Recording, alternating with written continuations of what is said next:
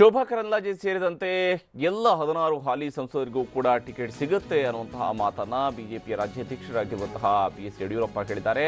ಬಹುತೇಕ ಎಲ್ಲ ಹಾಲಿ ಸಂಸದರಿಗೆ ಬಿಜೆಪಿ ಟಿಕೆಟ್ ಸಿಗುತ್ತೆ ಅನ್ನುವಂಥ ವಿಶ್ವಾಸವನ್ನು ಅವರು ವ್ಯಕ್ತಪಡಿಸಿದ್ದಾರೆ. ಬೆಂಗಳೂರಲ್ಲಿ ಬಿಜೆಪಿ ರಾಜ್ಯಾಧ್ಯಕ್ಷ ಬಿಎಸ್ವೈ ಸುದ್ದಿಗೋಷ್ಠಿಯನ್ನು ನಡೆಸಿದರು. ಈ ಸಂದರ್ಭದಲ್ಲಿ ಅವರು ಈ ಮಾತನ್ನ ಹೇಳಿದ್ದಾರೆ. ಉಳಿದ ಕಡೆಗಳಲ್ಲಿ ಬಿಜೆಪಿ ಅಭ್ಯರ್ಥಿಗಳ ಪಟ್ಟಿಯನ್ನು ಈಗ ನಾವು ಸಿದ್ಧಪಡಿಸ್ತಾ ಇದ್ದೀವಿ. ಈಗಿನ 16 ಲೋಕಸಭಾ ಕ್ಷೇತ್ರಗಳಲ್ಲಿ ಈಗ ಕಳೆದ ಚುನಾವಣೆಯಲ್ಲಿ 17 ಗೆದ್ದಿದ್ರು ಕೂಡ ಬೈ ಎಲೆಕ್ಷನ್ನಲ್ಲಿ ಬಳ್ಳಾರಿಯಲ್ಲಿ ಸೋತ ಕಾರಣ 16 ಜನ ಎಂಪಿಗಳು ಮಾತ್ರ ಈಗ ಬಿಜೆಪಿಯವರು ಇರುವಂಥದ್ದು. ಹೀಗಾಗಿ ಎಲ್ಲ 16 ಜನ ಎಂಪಿಗಳಿಗೂ ಕೂಡ ಬಹುತೇಕ ಟಿಕೆಟ್ ಸಿಗಬಹುದು.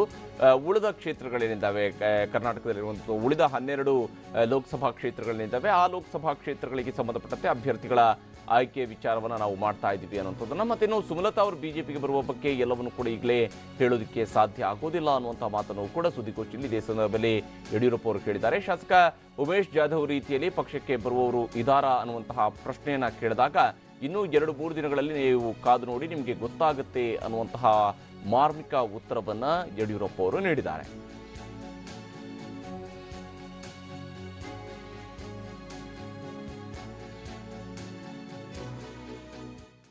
ಸುದ್ದಿಗೋಷ್ಠಿಯಲ್ಲಿ ಯಡಿಯೂರಪ್ಪ ಅವರು ಏನೆಲ್ಲ ಹೇಳಿದ್ದಾರೆ ಅನ್ನೋದನ್ನ ನೋಡೋಣ.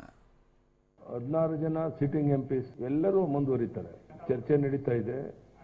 ಇವತ್ತು ನಾಳೆಯಲ್ಲಿ ಬಳ್ಳಾರಿ, ರಾಯಚೂರು ಎಲ್ಲವನ್ನು ಸಹ ಇವತ್ತು ನಾಳೆ ಎಲ್ಲ ಕುಂತು ಚರ್ಚೆ ಮಾಡಿ 15ನೇ ತಾರೀಕು ಕೋರ್ ಕಮಿಟಿನಲ್ಲಿ ಡೀಟೇಲ್ ಚರ್ಚೆ ಮಾಡ್ತೀವಿ. ಸುಮಲತಾ ಅವರ ನಿಲುವೇನು ಅಂತ ನಾವು ಕಾಯ್ತಾ ಇದ್ದೇವೆ.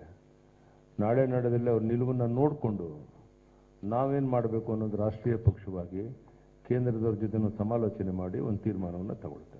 ಈ ಲೋಕಸಭಾ ಚುನಾವಣೆಯಲ್ಲಿ ಮತ್ತೆ ಇನ್ನಾರು ಬರೋದಿದ್ದಾರೆ. ಈಗ ಜಾಧವ್ ಒಬ್ಬರು ಬಂದು ಸೇರ್ಕೊಂಡಿದ್ದಾರೆ. ಜಾಧವ್ ಫಾಲೋ ಮಾಡೋರು ಬಹಳ ಜನ ಇದ್ದಾರೆ. ಇನ್ನೊಂದು 2-3 ಡೇಸ್ ವೆಯ್ಟ್ ಮಾಡಿ, ನಿಮಗೆ ಗೊತ್ತಾಗುತ್ತೆ.